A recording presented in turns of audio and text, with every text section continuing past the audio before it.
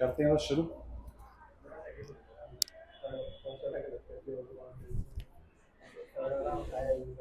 चलिए जी। अर्जुन एक बार देखना फोकस वगैरह हो रखा है इसमें, सही है?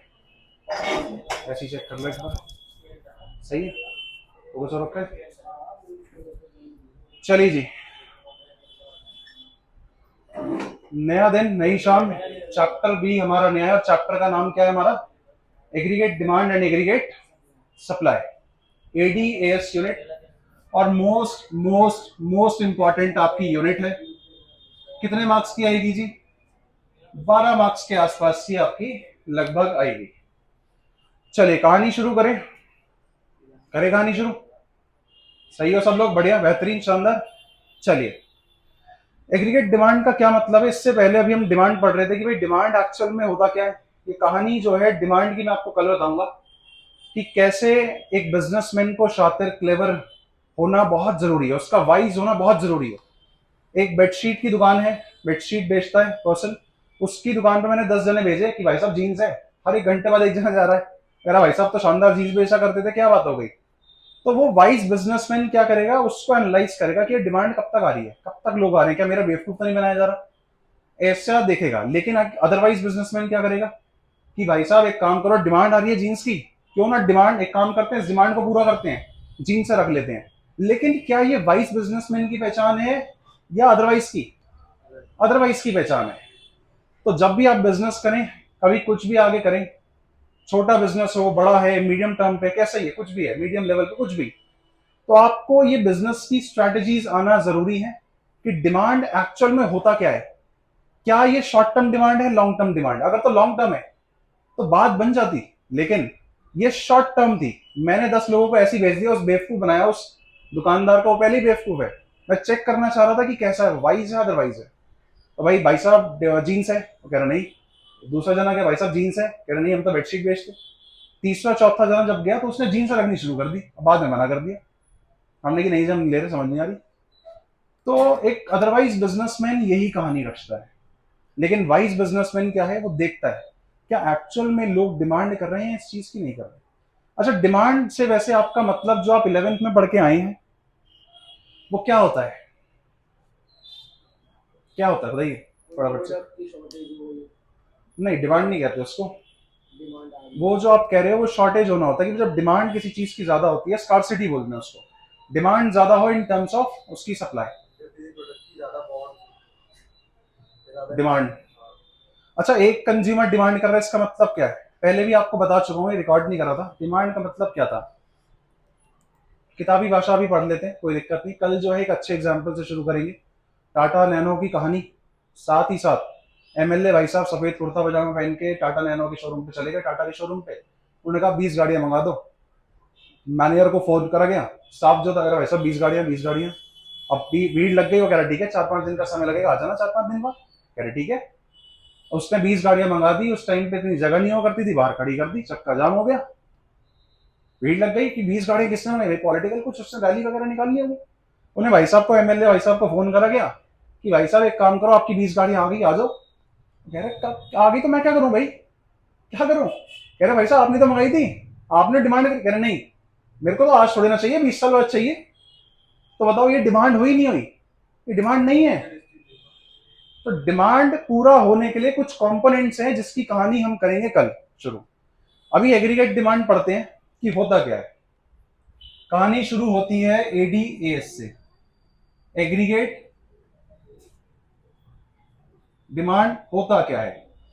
बेटा एक बात बताइए, एक बात मुझे बताइए कि हमने कौन कौन से 4 सेक्टर्स पढ़े थे जब हमने नेशनल इनकम की कहानी शुरू करी थी? कौन कौन से पढ़े थे, फटाफट से बताओ। हाउस होल्ड्स, ठीक है, government and foreign. Foreign sector को हमने रेस्ट ऑफ द वर्ल्ड भी बोल दिया था, यानी कहीं ना कहीं हमारा किस चीज से रिलेटेड था, एक्सपोर्ट एंड इंपोर्ट से रिलेटेड था।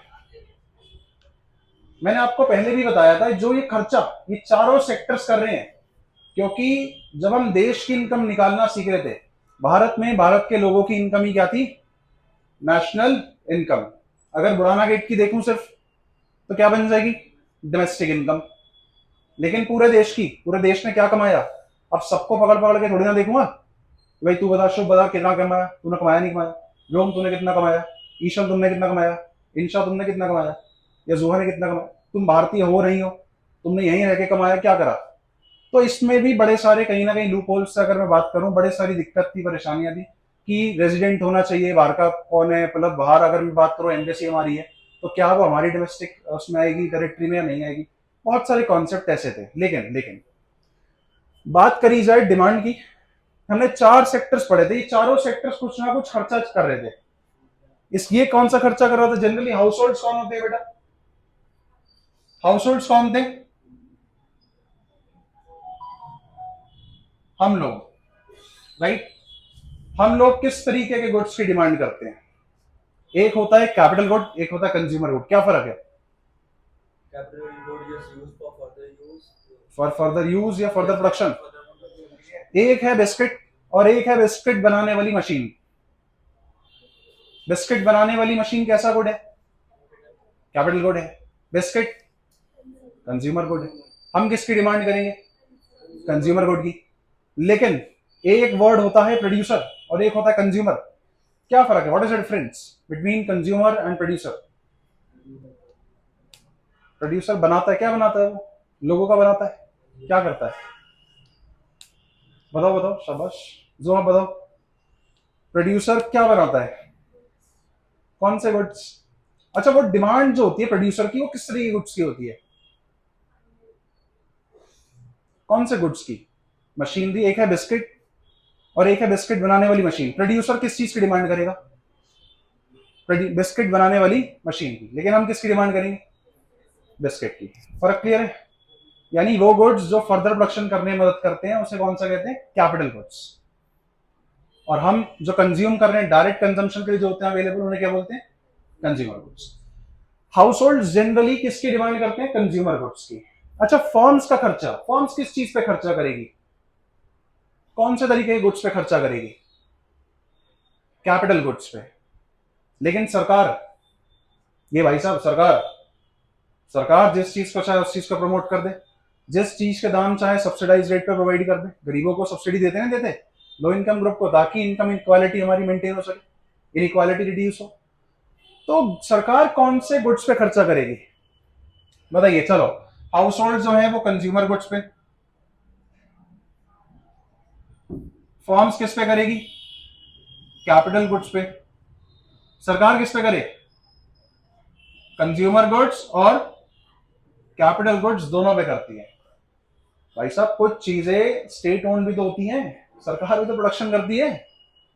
लेकिन कुछ चीजें सरकार को क्या करनी पड़ती है? सब्सिडाइज रेट पे भी देनी पड़ती है, उसको भी चीजें खरीदनी पड़ती हैं।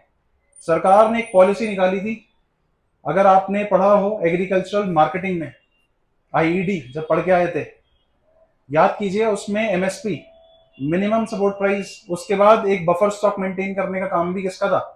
सरकार का। सरकार ने जिम्मेवारी किसको दी? फूड कॉर्पोरेशन ऑफ इंडिया को, एफसीआई को, कि फार्मर्स से काम करना, जो जिनका एक्स्ट्रा प्रोड्यूस है, सरप्लस प्रोड्यूस है, अपने पास खरीद लेना, और जब शॉर्टेज होगी तो इसको उनको बेच देना। डिमांड सप्लाई मैच हो सके, इन्फ्लेशन डिफ्लेशन की सिचुएशन ना आए, स्टेबल रहे इकोनॉमी। तो सरकार दोनों तरीके के गुड्स पे खर्चा करती है। फॉरेन सेक्टर की डिमांड क्या हो सकती है? Foreign sector basically export import से रिलेटेड। एक्सपोर्ट का क्या मतलब है? यहां से माल जो बाहर भेजा जा रहा है, यानी बाहर से डिमांड आ रही है। इंपोर्ट का क्या मतलब है? जब हमें चाहिए, हम किसी चीज की हमें आवश्यकता है, हमें जरूरत है, हमें रिक्वायरमेंट है, तो हम बाहर से डिमांड करते हैं, बाहर से चीजें मंगाते हैं, ताकि हमारी नीड्स फुलफिल हो सके ड्यूरिंग एन अकाउंटिंग ईयर, एक साल में जो सारी चीजें मंगाई जा रही हैं। यानी सिंपल बात करें, एग्रीगेट डिमांड का मतलब है इन चारों सेक्टर्स के खर्चे। इन चारों सेक्टर्स के खर्चों को जोड़ दो तो क्या बन जाएगा? Aggregate demand. हैरानी की बात है, सुनिएगा, ये चारों सेक्टर्स क्या कर रहे हैं? एक्सपेंडिचर कर रहे हैं, नहीं कर रहे? खर्चा कर रहे हैं, नहीं कर रहे? बेटा, इन्हीं खर्चों को हम क्या बोलते हैं? डिमांड बोलते हैं। अब जब सारे सेक्टर्स कर रहे हैं तो उसको क्या बोलूं इकट्ठा करके? एग्रीगेट।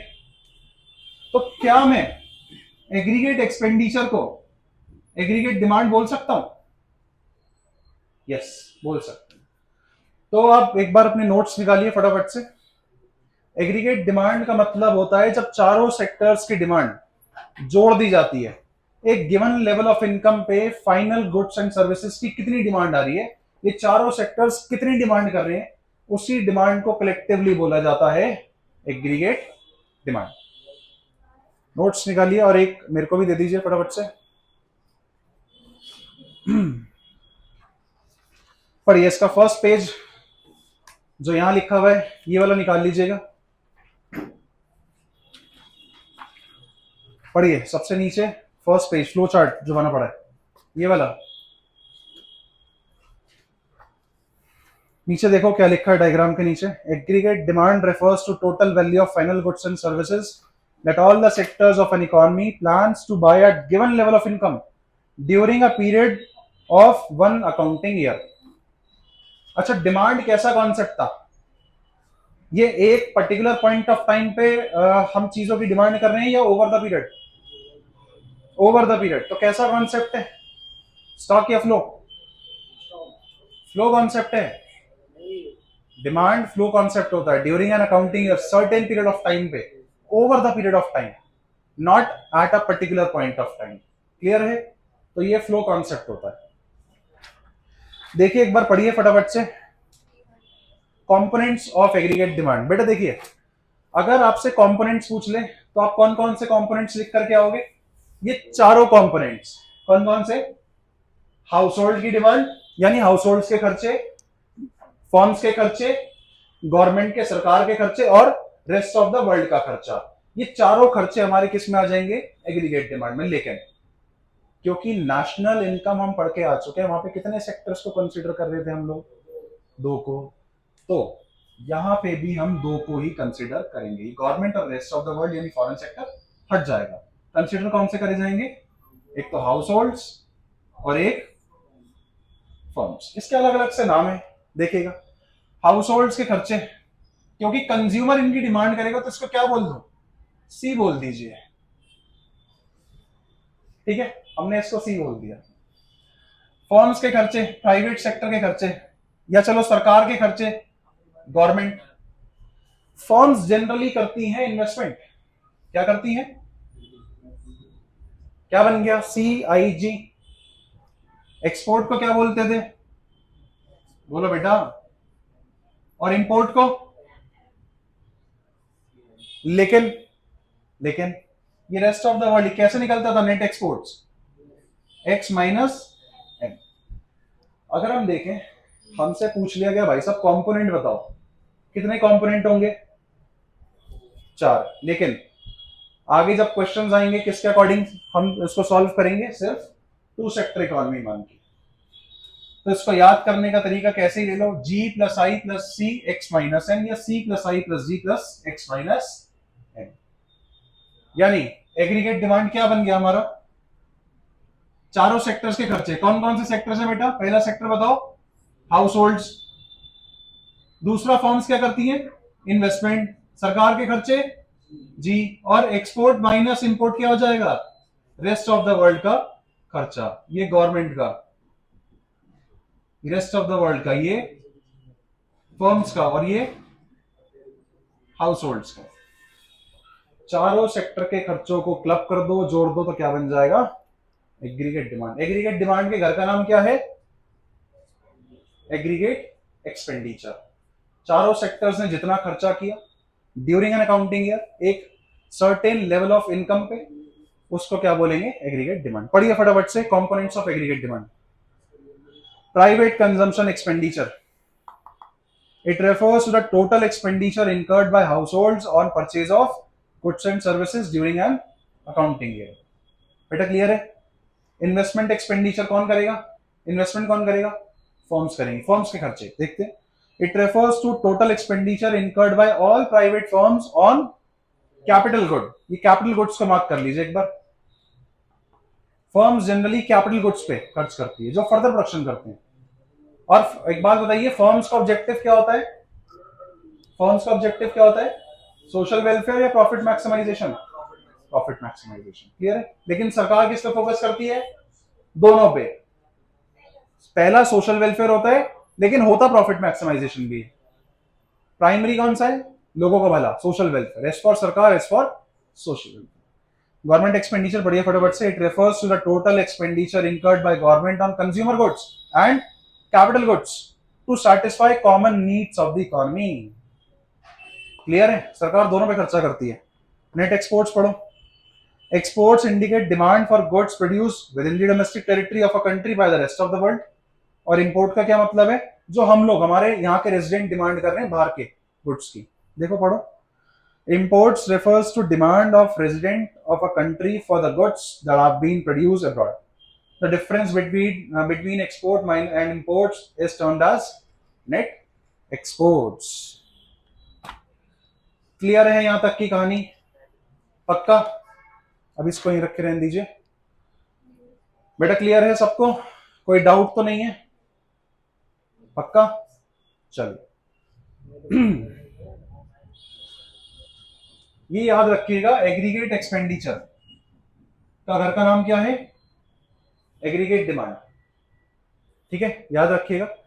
अब इसको समझने के लिए एक जरा टेबल सीख लेते हैं। ये टेबल जो है वो तीनों चैप्टर, मतलब जो अगली 3-4 क्लासेस होंगी, 4-5 क्लासेस जो भी होंगी, उसमें सेम ही टेबल जो है वो हमारा यूज करा जाएगा। तो इसको जरा ध्यान से समझिएगा। कुछ अजीबो गरीब से क्वेश्चन इसमें आते हैं, घबराने वाली बात नहीं है। बहुत अच्छा चैप्टर है, प्यारा चैप्टर है, मजेदार चैप्टर है, शानदार। देखिए, अच्छा मुझे एक टेंडेंसी बताइए, आम इंसान, हम लोग आम इंसान है, कॉमन इंसान, हमारी फिलॉसफी, हमारी साइकोलॉजी क्या कहती है? मैंने अगर 100 रुपए की इनकम करी, ये मेरी इनकम है। आपने सुना भी होगा अक्सर, हमारे घर वाले भी क्या कहते हैं, या आपके पेरेंट्स भी अगर आप देखें, उनकी सपोज करो 1 लाख की इनकम हुई, हर महीने 1 लाख रुपए आ रहा उनके घर पे, और मैं अपनी सर्विसेज रेंटर करके, तो क्या सारा का सारा वो खर्च कर देते हैं? बताओ भाई, क्या करता है एक इंसान, कॉमन इंसान क्या करता है? इनकम आई 100 रुपए, 1 लाख मान लो 1 लाख मान लिया। क्या करता है इस इनकम का? कुछ तो करता है कंज्यूम, घर के खर्चे। कुछ क्या करेगा? कोरोना काल में अगर आपने देखा हो, बहुत सारे तमाम बिजनेसेस बंद हो गए थे, ठप हो गए थे। क्या रीजन था बंद होने का? क्या रीजन था? इनकम नहीं हो रही। एक खर्चा। आप 11th क्लास में चैप्टर पढ़ के आए हैं, कॉस्ट। एक ऐसी कॉस्ट होती है जो फेविकॉल के जोड़ के मजबूत जोड़ की तरह आपके साथ चिपक जाती है। कैसी कॉस्ट? एक ऐसी कॉस्ट जो फेविकॉल के मजबूत जोड़ की तरह आपके साथ चिपक जाती है। उस कॉस्ट का नाम होता है फिक्स कॉस्ट। क्या होता है? जब भी बिजनेस करें, कोशिश ऐसा कीजिएगा कि आपकी फिक्स कॉस्ट ना आए। मैंने एक फैक्ट्री लगाई, वो किराए पे है, लेकिन बढ़िया प्रोडक्शन। कोरोना काल में क्या हुआ, लोगों की ना तो क्रेडिट साइड थी, सुनसान पड़ी थी, भाई सेल नहीं हो रही। एक बात बताओ ना, बिजनेस बंद हो रखा है, तो ना तो क्रेडिट साइड पे सेल आ रही। अब रामलाल क्योंकि आ नहीं रहा, तो रामलाल की सैलरी देंगे क्यों? ये भी सुनसान पड़ा है। डेबिट साइड भी सुनसान, क्रेडिट साइड भी सुनसान। लेकिन बिजनेस बंद क्यों हुआ? एक खर्चा था, फिक्स कॉस्ट। मानिए अगर एक रेंट है, फैक्ट्री रखी है, 1 लाख रुपए का रेंट देना है मुझे, बताइएगा क्या मैं अपने टेनेंट से ये बात बोल दो, भाई मेरा ना रामलाल भी नहीं आ रहा, ना मेरी सेल हो रही, कुछ नहीं हो रहा, खाली बैठा, एक काम कर, ये वाला रेंट माफ कर दे? वो मानेगा? मानेगा वो? नहीं मानेगा। चलो छोड़ो, मैं कह रहा हूं टेनेंट है, इंसान है, मान लिया, भोला वाला इंसान था, मान लिया। चलो, वैसे मानते नहीं है। इसकी जगह बैंक से आपने ले रखा है लोन, बैंक से लोन लिया, 1 लाख रुपए ब्याज देना, इंटरेस्ट। बैंक से कह दोगे 200 दिन ना प्रोडक्शन नहीं हुआ कुछ, काम नहीं हुआ, एक काम करो, ये ब्याज मत लो, बैंक छोड़ देगा आपको ऐसे। बहुत सारे बिजनेसेस इस फिक्स कॉस्ट की वजह से बंद हो गए थे, बर्बाद। तो कोशिश यही कीजिएगा बिजनेस में कभी ऐसी फिक्स कॉस्ट ना अवॉइड कीजिए। ऐसा नहीं होता है कि हर बिजनेस बंद हो गया। आप देखें, जब इकोनॉमी गिरती है, जब बुरा होता है, तो सब कुछ बुरा नहीं होता, कुछ अच्छा होता है। किस किस के मजे आए? चलो, कई बिजनेस बंद हो गए, लेकिन किसके मजे आए? ओटीटी, फार्मा कंपनी, वो कह रही है भाई साहब तुम बीमार पड़ो हम बेचेंगे medicine. Entertainment industry, online teaching वगैरह, कोचिंग्स वगैरह, इनके मजे आ गए। इस मूवमेंट को बोलते हैं काउंटर साइक्लिक। ये आपके एक सिलेबस में नहीं है, कुछ ऐसी बिजनेस से रिलेटेड बात बता रहा हूं आपको। काउंटर साइक्लिक, जब इकोनॉमी रिसेशन फेस कर रही होती है तो आपका बिजनेस शानदार परफॉर्म कर रहा होता है। ओपोजिट, इकोनॉमी का रिसेशन है, रिसेशन चल रहा है, आपका बिजनेस बेहतर चल रहा है। और जब इकोनॉमी बढ़िया स्पीड पकड़ रखी है तब आपका बिजनेस डाउन है। इसे समझाने का मतलब यह था कि जब कोरोना काल आया तो हमने खर्चे कहां से करे? बहुत सारे बिजनेस ठप हो गए। क्या लोगों ने खाना बंद कर दिया, पीना बंद कर दिया? अब रामलाल बेचारा, उसको पीने का तो चाहिए कुछ ना कुछ, तो वो क्या करे, कहां से लाए? इंशा से मांगा उसने पैसे, इंशा 1,000 रुपए दे दो पौवा पीना है। ईशल से मांगा, दिया आपने? ईशल नहीं दिए, मना कर दिए, बहुत रूड है ये, नहीं देती पैसे। मानस, वो कह रहा है मैं भाई भाई है अपना, दोनों साथ मिलके पियेंगे, एक एक पैग मारेंगे, लेटेंगे बढ़िया करके ऐसे ही, रोड पे पड़े मिलेंगे, फिर कोई आएगा उठाने, दो दो चार रहबट सूतेगा, फिर घर में कुछ आएगा। मैं ऐसा ही है मानस की कहानी तो थोड़ी बहुत। चलिए देखिए, कहने का मतलब ये है, दारू का मतलब नहीं है इसमें कुछ ऐसा, गंदी बात है दारू पीना, मैं भी नहीं पीता। उम्मीद कीजिएगा, कोशिश कीजिएगा आप भी ना पिए। तुम ना कर रहे हो, तुम अभी मिलोगे वहीं पे कोने पे, ठीक है भाई, रहने दो। पड़ा हुआ था ना। हाँ, यही था जो तुम्हें उठाने आया था, और फिर साथ में तुम्हारे साथ ही गिर गया था वहीं पे कि चल मानस भाई ने एक पैक तो मुझे भी लगवा दिया, मैं गिर जाऊंगा यहाँ से। चलो, कहने का मतलब ये है, जब आपकी इनकम जीरो होती है तो आप कंजम्पशन कभी जीरो नहीं करते। क्या यूज करते हो आप लोगों ने क्या करा था उस टाइम पे? आपके पेरेंट्स ने क्या करा था? पुरानी सेविंग्स का यूज करा था। अब ये टेबल समझिएगा, जब हमारी इनकम जीरो होती है और उस पर भी हम कुछ कंजम्पशन करते हैं तो उस कंजम्पशन को बोलते हैं ऑटोनॉमस कंजम्पशन। क्या बोलते हैं? Autonomous consumption. देखिएगा, मेरी इनकम, सपोज कीजिए, इनकम को वाई से रिप्रेजेंट करते हैं, कंजम्पशन को सी से, सेविंग्स को एस से, और एडी ले लेते हैं। यहां पे एस का काम नहीं है, इन्वेस्टमेंट लेते हैं अभी। अच्छा, एक बात बताइए, एग्रीगेट डिमांड आज क्या बन जाएगा? क्योंकि ये दो सेक्टर्स हमारे हट गए अभी, तो क्या बचा? सी प्लस डिमांड चारों सेक्टर्स के खर्चे, लेकिन दो हट गए हैं तो दो सेक्टर्स के खर्चे बचे, सी प्लस आई, हाउस होल्ड के और फर्म्स के। देखिए, एक टेबल है जो आगे तक चलेगा। मेरी इनकम जीरो है, फिर मेरी इनकम हुई 100, ये थाउजेंड से मान लो या लैख से मान लो, कुछ भी ले लो आप। फिर 200 हुई, फिर 300 हुई, फिर 400, फिर 500, और फिर 600। जीरो लेवल पे। अभी बताया, जब प्रोडक्शन बंद हो गया, काम धंधे सब बंद, लेकिन क्या खाना पीना बंद करा? क्या यूज करा आपने? प्रीवियस सेविंग्स का, पास्ट में। अक्सर घर वाले भी यही कहते हैं कि बेटा जब आप कमाओ तो उसमें से कुछ सेव करके चलो, मजबूरी कब किस पे आ पड़े कुछ नहीं पता।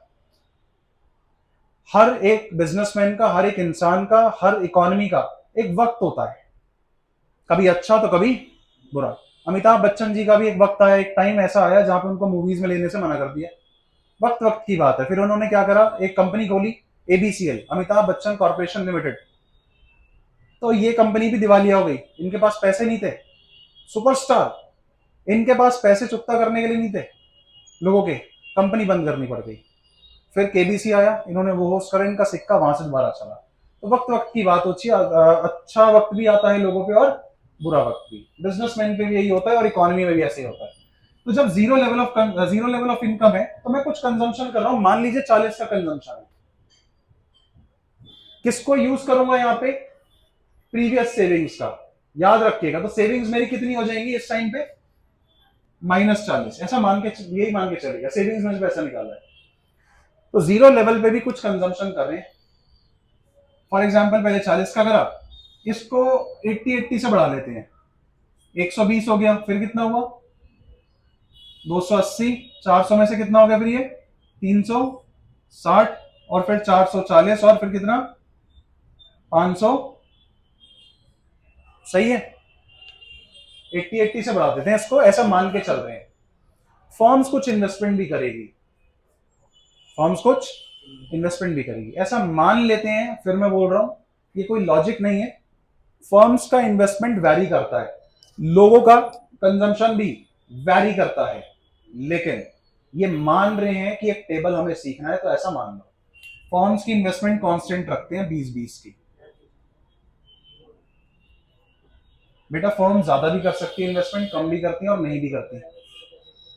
कंजम्पशन ज्यादा भी हो सकता है, कम भी हो सकता है, नहीं मतलब नहीं तो हो ही नहीं सकता, ऐसा हो नहीं सकता।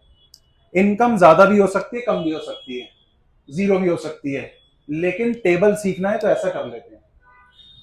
मुझे एक बात बताइए, एडी क्या बन जाएगा? सी प्लस करके बताइए क्या होगा। 40 प्लस 20 120, और 20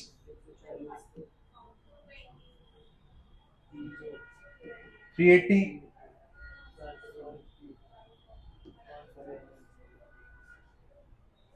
क्लियर है जी? पक्का? टेबल सीख गए? अब सुनिएगा यहां से कहानी कैसे क्वेश्चन आते हैं अजीबो गरीब से। क्या जीरो लेवल ऑफ इनकम पे मेरा कंजम्पशन जीरो हो जाएगा? क्यों नहीं होगा? क्योंकि इस टाइम पे प्रीवियस सेविंग्स कोरोना काल में हमने खाना पीना थोड़ी ना बंद करा था, उल्टा राशन शॉप वालों के मजे आ गए थे, तो कह रहे अरे वाह मजा आ गया, अब बेचो इनको, बनाओ इनको दोबारा से। तो जब भी जीरो लेवल ऑफ इनकम पे हमारा कुछ ना कुछ कंजम्पशन होता है, उस कंजम्पशन को क्या बोल देते हैं? Autonomous consumption. क्या बोलते हैं बेटा?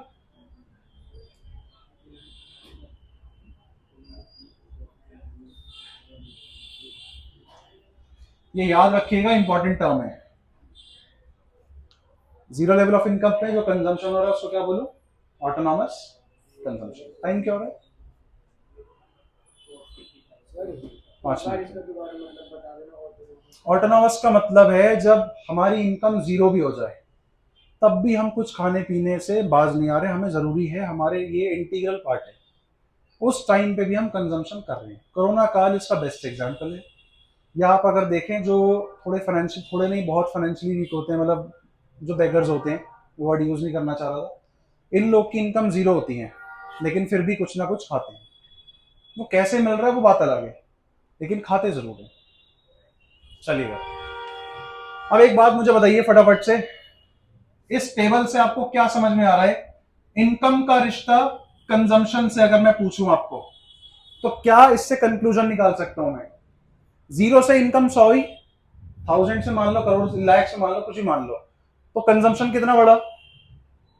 80 से। मेरी इनकम फिर बढ़ी, कंजम्पशन कम हुआ क्या? फिर बढ़ा, फिर बढ़ी इनकम, फिर बढ़ा। क्या मैं ऐसे रिश्ते को डायरेक्ट रिश्ता कह सकता हूं? कह सकता हूं। इनकम और कंजम्पशन का रिश्ता कैसा है? डायरेक्ट रिश्ता। और जब भी किसी बीच में, किसी के दो वेरिएबल्स के बीच में, इकोनॉमिक्स में यही कहानी होती है, जब भी दो वेरिएबल्स के बीच में पॉजिटिव रिश्ता, डायरेक्ट रिश्ता होता है, तो उनका ग्राफ कैसा बनता है बेटा? Upward sloping from left to right. अच्छा एक बात बताइए, इनकम का रिश्ता एडी से कैसा है? पहला तो ये देखा, पहला पॉइंट ये हो गया, दूसरा ये हो गया, तीसरा एडी के साथ रिश्ता कैसा है? इनकम बढ़ रही है तो क्या एडी भी, खर्चा भी बढ़ रहा है? बताओ देख के, बढ़ रहा है। कैसा रिश्ता इनके बीच में भी? पॉजिटिव रिश्ता, डायरेक्ट रिश्ता। ग्राफ कैसा बनेगा एडी का? Upward sloping. कंजम्पशन का कैसा बनेगा? Upward sloping. 3 pointers clear? Zero level of income पे जो कंजम्पशन, ऑटोनॉमस कंजम्पशन, कंजम्पशन और इनकम का रिश्ता पॉजिटिव, इनकम का रिश्ता एडी से पॉजिटिव। ये इन्वेस्टमेंट जो है, ये वाला पार्ट अगर देखें ये कैसा है? कांस्टेंट है। तो जब कोई भी चीज कांस्टेंट होती है उसका ग्राफ कैसा बनता है भाई, या तो ऐसा या ऐसा। लेकिन जब इसे हम प्लॉट करेंगे तो ग्राफ ऐसा बनेगा, हॉरिजॉन्टल। ये लाइन होती है हॉरिजॉन्टल और ऐसे वाली कौन सी होती है, वर्टिकल। तो इन्वेस्टमेंट का ग्राफ ऐसा बनेगा आपका। ये लाइन किसकी तरह दिख रही है, एक्स की तरह या वाई की तरह? ये वो वाला एक्स नहीं है आपका, जो वाला एक्स है वो वाला एक्स नहीं है, ये एक्स एक्सिस वाला एक्स है। ये लाइन किसकी तरह है, एक्स एक्सिस की तरह या वाई एक्सिस की तरह? एक्स एक्सिस की तरह। तो एक बात बताइए, ये हॉरिजॉन्टल है वर्टिकल है? तो इन्वेस्टमेंट का जो ग्राफ बनेगा वो बनेगा horizontal parallel to x axis. क्या कंजम्पशन जीरो हो सकता है, पांचवा क्वेश्चन। फोर्थ क्वेश्चन ये हो गया, फिफ्थ क्वेश्चन ये आएगा, क्या कंजम्पशन जीरो हो सकता है? कभी जीरो हो सकता है consumption? Never. Consumption can never be zero. क्यों बेटा, क्या बिना खाए पिए रह लोगे क्या? रहने ही तो आए हैं, काम करने ही तो आए हैं, तो जिंदा रहना जरूरी है। पांचवा क्वेश्चन और लास्ट क्वेश्चन बन रहा है आपका, क्या एडी जीरो हो सकता है कभी? सोच के बताइए। एडी किस चीज का सम है, दोनों सेक्टर्स के खर्चों का, कंजम्पशन का भी है। क्या कंजम्पशन जीरो कर सकते हैं? चलो इन्वेस्टमेंट जीरो भी कर दी, तब भी एडी कंजम्पशन के बराबर हो जाएगा, और इन्वेस्टमेंट तो कांस्टेंट है, कंजम्पशन जीरो हो नहीं सकता। तो क्या कभी एडी जीरो हो सकता है? एडी कैन ऑल्सो या कैन नेवर बी जीरो। ये चार पांच अजीबो गरीब से क्वेश्चन है, आपसे रिश्ता पूछा जाता है। इसके ग्राफ की कहानी हम पढ़ेंगे कल। आज की क्लास अपनी यहीं एंड कर रहे हैं, और उम्मीद करता हूं बोर कर दिया होगा, बोर हो गए होंगे आप, और कहानी आगे कंटिन्यू करेंगे कल की क्लास में। ठीक है, कैसे ग्राफ बनाना है, कैसे और इसमें चीजें हम सीख सकते हैं, क्या क्या रिश्ते और आ सकते हैं इसमें। चलिए मिलते हैं आपसे अगली क्लास में। अर्जव बंद कर दिया।